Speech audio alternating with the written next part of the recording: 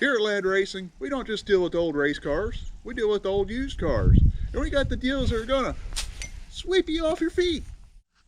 So we'll start with your economy vehicle. Now, gas prices are getting high, you need you a four-banger. It's gonna get you around and get good fuel mileage. We got us here a Mazda Protege. Top of the line, custom body. Just check out all them cool dents in that car. You don't have to worry about getting door dings at the Walmarts. And let alone, check out this cool trunk. You don't even need a key, just open it right up. You even got a spare tire. 2 doors? No, we got 4 doors. You got for the Rugrats in the back, and even some extra parts down there. Oh, there is also a possibility of a free pet come with this vehicle. Check it out. 5-speed transmission. And check this out, a full-on race car temperature gauge. Now moving on to our next premier vehicle. Got you a 1984 Corvette. Keyless entry. It's got the newer Corvette wheels. They are aluminum. The easy access gas cap. And get this, not just one taillight, but you get 4 of them. Now, I know you guys are waiting to see what's under the hood of this bad boy, so let's just pop it open real quick. So what we got here is good old-fashioned American V8 underneath the rat nest. Like I said, we'll throw in free pets with our vehicles, keep the kids happy on the way home. Now, who wouldn't want a fine American automobile with a reverse tilt hood? And for only $15,999, you can have you a fine piece of American pride. Here at the Lad Racing YouTube channel, we do the deals.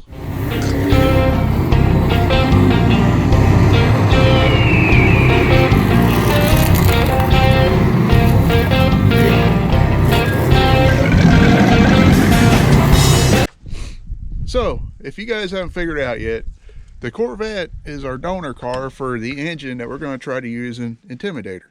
It is a least desired engine due to the, not necessarily the fuel injection setup on it, but the intake setup. It has what they call a crossfire injection setup, where on each side of the engine you got 2 different fuel injection setups, one for each side of the block. It's not a new setup that they tried. They did it in older Corvettes too, but we're going to end up trying to get this engine out before it goes into Intimidator. We're going to pull the oil pan off. We're going to swap the intake out, put a carbureted intake on for racing. So you might be wondering what the plan is with the Mazda. Well, this car actually has a little bit of history. It was my brother-in-law's car. It's been parked for a long time. Lost him in 2020 before he passed away. Me and him had talked about me getting this car and making a Enduro car out of it. So I'm finally getting around to it, to actually getting the car to the house. And well, we'll just pop the hood on this one too. And just so you know, both of these cars were parked within feet of each other for a pretty long time. So what once had a lot of room in there is full of a rat's nest again. But we're going to see if we can't get this car cleaned up and at least get it running, because who knows, we might take it out and Baja it or something if we don't make a Enduro car out of it. So stick around. We got a lot of work to do.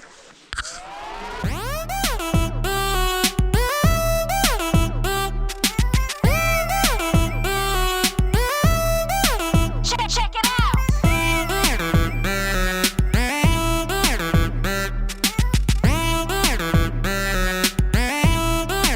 Check it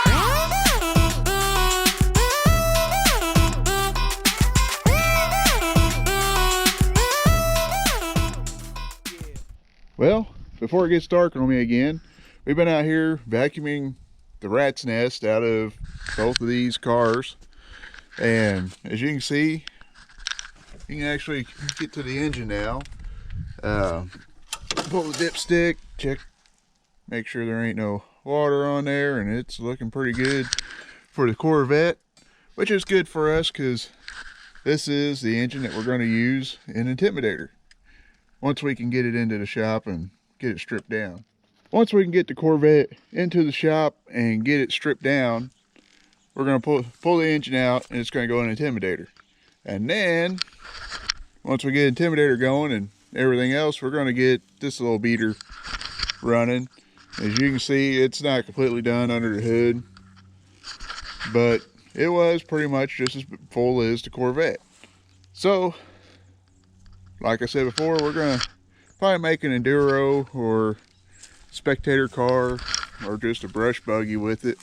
Something to go beat around with if we can get it running. If not, it'll go to the scrapyard. The Corvette, don't know what we're going to do with the body once we get the engine and transmission out. I've had some interest in, got people messaging me wanting the body once I get the engine and transmission out. If not, we're going to park this car out probably. I've thought about putting an LS or something in it, but I personally think it's too far gone to really mess with doing something like that with. But between the two cars, we just about filled the bucket up on Big Red there, and that's just the stuff out of the engine compartment. And I mean, there's still plenty enough in there to pull out, but it's manageable now to work with what we got. So we're gonna go ahead and close this one out. You guys have seen the new cars, or the new donor cars. Keep up with us, see what we're gonna do with them. We're gonna get out of here. God bless you, stay safe.